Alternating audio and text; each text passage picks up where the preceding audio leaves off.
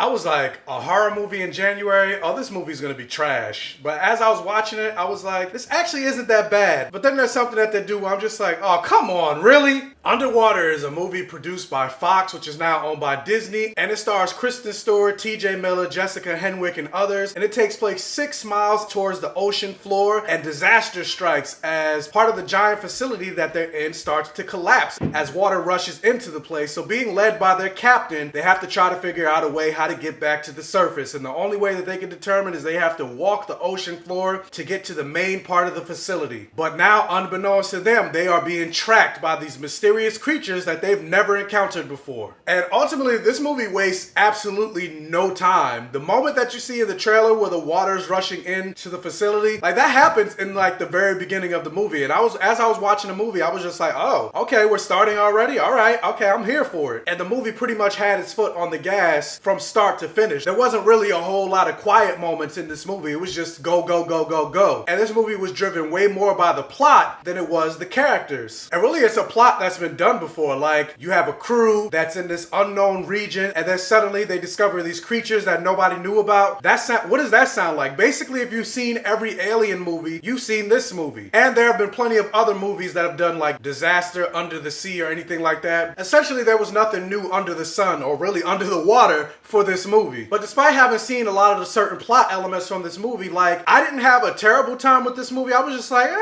it's not that bad. And honestly, like, for the most part, this movie is driven by Kristen Stewart. And a lot of people give Kristen Stewart a lot of flack for the Twilight movies. Granted, I've never seen any of the Twilight movies, but at the end of the day, those movies made a boatload of money. So somebody out there likes those movies. But I was like, oh, I mean, as you can see, I'm wearing a Buffy the Vampire Slayer shirt, so I like my vampires. And I was like, sparkling vampires? I'm not interested in that. No, those aren't vampires. Other than seeing Kristen Stewart in like the Snow White and the Huntsman movies, which were okay, I've never seen Kristen Stewart in a movie before, and I hear a lot of people always say, based on the Twilight movies, that she's not a good actor. I never really paid attention to that because, I mean, you could take any actor and put them in a bad movie, and you could say, oh, they're not a good actor. They said the same thing about Robert Pattinson. Then he proved himself in the indie movies that he's been doing throughout his career, and people were like, oh, he's actually a pretty good actor. And I heard the same thing with Kristen Stewart. She went and did a lot of indie movies to get herself away from Twilight, and people were like, oh, she's actually a pretty good actor. And so yeah, seeing her in this movie, I was like, oh, I like Kristen Stewart in this movie. But the problem with liking her is you don't really get to know that much about her character. And that's a big thing for me, and why this movie didn't really resonate with me as much, and why I didn't maybe like it as much as some of the other critics. Because I saw some critics say they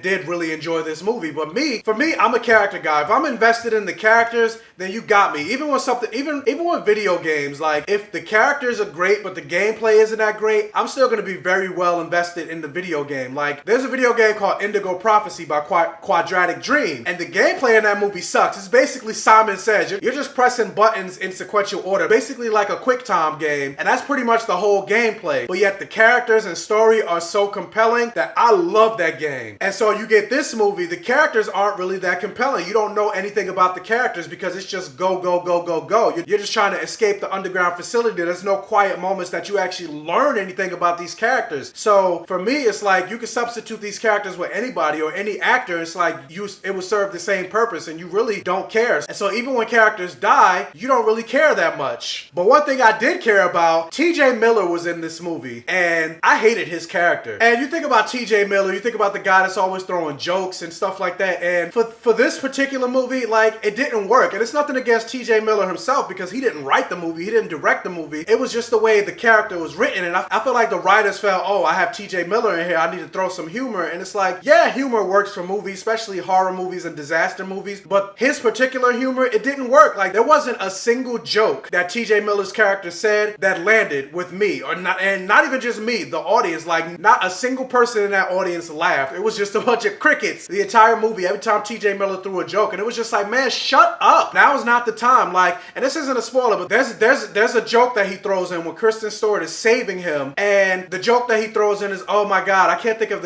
of Kristen Stewart's character's name, but he's like, oh my god, you flat-chested beautiful woman, I'm so glad you saved me, or something along those lines. And that was supposed to be a funny moment, and it was like really, this is the joke that you say to a person that's saving your life? Like, come on, dude. And it was a bunch of that throughout the movie, and it was just like, again, I didn't hear a single audience member laugh during those jokes. And honestly, with the way this movie was going, like the creatures were almost an afterthought. Like you didn't need the creatures in this movie. Take the creatures out and I feel like you would essentially have gotten the same exact movie. You're already 6 miles underwater. That alone is a super dangerous threat. Like we know more about outer space than we know about the deep ocean. That alone is your threat. And on top of that, because you're so far underwater, that's a lot of water pressure and there's no sunlight under there. So the fact that it's pitch dark and you're dealing with all this water pressure, that if one wrong move and you mess up your water suit and all that stuff, you're instantly dead. So this movie could have worked perfectly well as a disaster movie. Now, granted, that's not to say what they did with the creatures weren't interesting and the design for the creatures weren't interesting. Like the creatures were kind of cool. Like granted, a lot of them were covered up and murky from the darkness of being underwater, which did work at the same time because it is kind of scary where it's like you can't really see what's going on, but you know there's something around you and then you kind of see it, but then it moves really quickly as you shine your light on it. Like that was kind of cool and it made it a little bit more frightening. But at the same time, because this movie was so dark, you kind of felt yourself going like, I can't really see what's going on. That works for the character standpoint where you can't see what's happening, but at the same time, from a filmmaking standpoint, you're like, I'm trying to watch a movie and I can't see what's happening. Yeah, overall, the movie wasn't bad. For this to be a January movie, I thought this movie was going to be a straight up flop. But the thing that upset me in this movie is there is one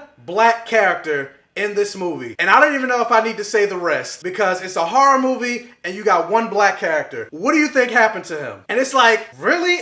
Are we still doing this in 2020? You know what? Spoiler alert, just in case, which I'm like, again, you're gonna guess what's happening. But yeah, you got one black character and he was the first one to die. What the hell? And then not even just that, his character, like you have this group of characters, they're all deep underwater. So they all have a role to play. You have the captain, Kristen Stewart's character is a mechanical engineer. Jessica Henwick's character, I believe, is like some type of biologist. And then you have another character that's some type of engineer. But you got the black guy. He essentially had no purpose.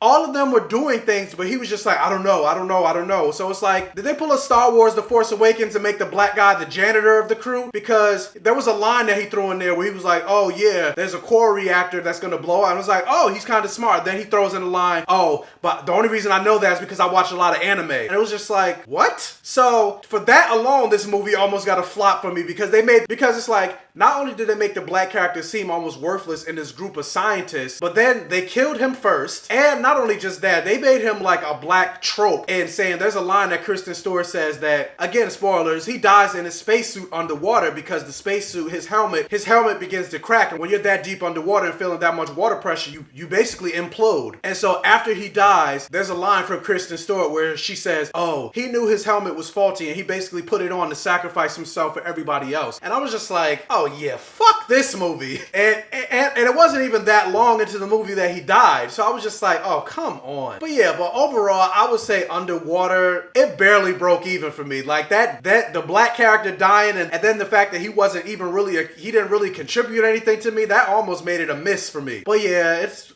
Underwater broke even. But yeah, anyway, have you guys seen Underwater? What did you think about it? Let me know down in the comment section below. Also, if you can, hit that thumbs up button and like this video to really help out the channel. If this is your first time watching one of my videos, please check out the other videos on my channel. If you like what you see, please subscribe for more and hit that bell notification button so you're alerted every single time I post a new video. And tell your friends, families, and neighbors about my channel to help me continue to grow. And as always, I'll catch you guys next time.